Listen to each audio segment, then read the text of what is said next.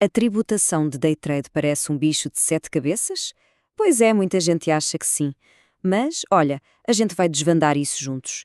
Vamos transformar essa confusão toda em algo claro, passo a passo. Dá até um friozinho na barriga, né? A medo de preencher errado, pagar imposto a mais ou, pior ainda, cair na malha fina. Mas a verdade é que, quando a gente entende a lógica por trás de tudo, o processo fica bem mais simples do que parece. Tudo começa com esse número aí, que todo mundo conhece: 20%. Essa é a famosa alíquota sobre os lucros do day trade. Parece uma conta direta, né? Lucrou, aplica 20% e pronto, certo? Então, é aí que o jogo começa a ficar interessante. Na prática, quase nunca a conta é só essa. Existem deduções, compensações e umas regrinhas que podem mudar e muito o valor final a pagar. Vamos mergulhar nisso agora. Para organizar essa jornada, a gente dividiu tudo em 5 partes. Primeiro, vamos entender as peças desse quebra-cabeça. Depois, aprender a calcular o lucro que realmente importa. Aí vem a regra de ouro sobre os prejuízos, que pode economizar um bom dinheiro. Em seguida, a parte prática de gerar a DARF. E, por fim, esclarecer de vez a diferença entre pagar todo mês e declarar uma vez por ano. Vamos lá. Primeira parte, o quebra-cabeça do imposto. Antes de qualquer conta, a gente precisa conhecer as peças do tabuleiro. São 4 fundamentos. A alíquota de 20%, a gente já viu. Aí tem o famoso dedo duro, aquele 1% que a corretora já retém na fonte e, como o nome diz, basicamente conta para a receita que houve operação ali. Depois, a peça mais importante do jogo, a compensação de prejuízos. E, claro, o prazo. O imposto do mês tem que ser pago até o último dia útil do mês seguinte. Certo. Agora que conhecemos as peças, vamos para a prática. Segunda parte, calculando o lucro real. E para começar, vamos pegar o cenário mais limpo possível. Um primeiro mês com lucro, sem nenhum histórico de prejuízo para complicar. Olha só como funciona na prática. Digamos que o lucro foi de R$ 1.000. O imposto de 20% daria R$ 200. Só que, lembra do dedo duro? A corretora já segurou 1% lá na fonte, ou seja, R$ 10. Então, o valor a ser pago na DARF é só a diferença, 200 menos os 10 que já foram retidos. Total, R$ 190. Bem direto.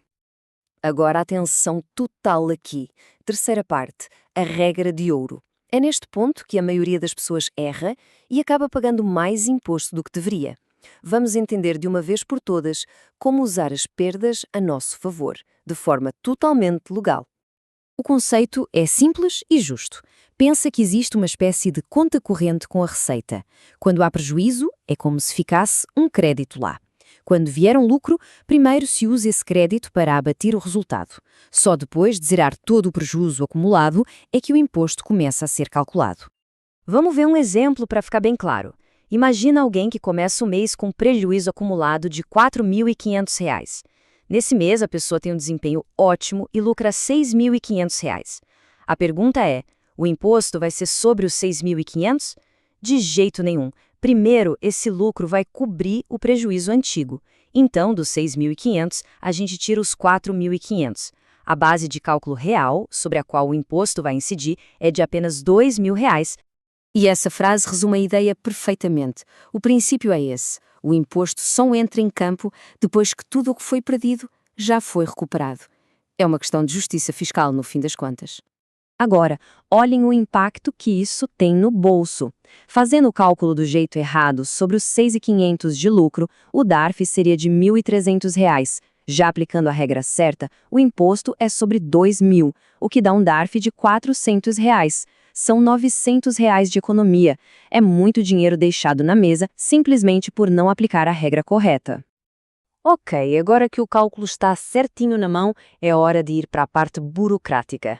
Quarta parte, gerando a guia DARF. O processo é feito no site da Receita, o Sicalc Web, e é bem direto. É só entrar, escolher o preenchimento rápido, colocar os dados pessoais e, aí, prestar atenção nos campos mais importantes: o código da receita, o período de apuração, que é o mês do lucro, e o valor principal, que é o que a gente acabou de calcular. Daí é só gerar a guia. E de todo esse preenchimento, esse é o número que não dá para esquecer: 601 015. Esse é o código de receita para ganhos líquidos em operações em bolsa. Se usar o código errado, o pagamento pode-se perder e dar a maior dor de cabeça. Então, anota aí, 6015. E para fechar, vamos para a quinta e última parte, para resolver uma confusão muito comum. Qual é a diferença entre o pagamento mensal da DARF e a declaração anual de imposto de renda? Pensa assim, o DARF mensal é o pagamento. É como pagar a conta do mês.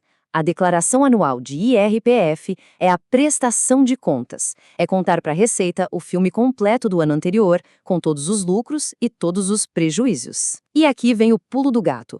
Só o fato de ter feito uma única operação na bolsa já torna a declaração anual obrigatória, mesmo que só tenha tido prejuízo. E para reforçar que isso é muito importante, uma coisa não tem nada a ver com a outra. Pagar a DARF bonitinho todo mês que tem lucro não elimina a obrigação de fazer a declaração anual no ano seguinte. São duas obrigações diferentes e independentes. E a gente termina com essa reflexão. Depois de passar por tudo isso, será que a apuração de impostos está sendo feita do jeito certo? Vale a pena revisar, porque entender essas regras não é só sobre cumprir obrigações. É uma ferramenta poderosa para garantir que o dinheiro que foi ganhar com tanto esforço não vá embora em impostos pagos sem necessidade.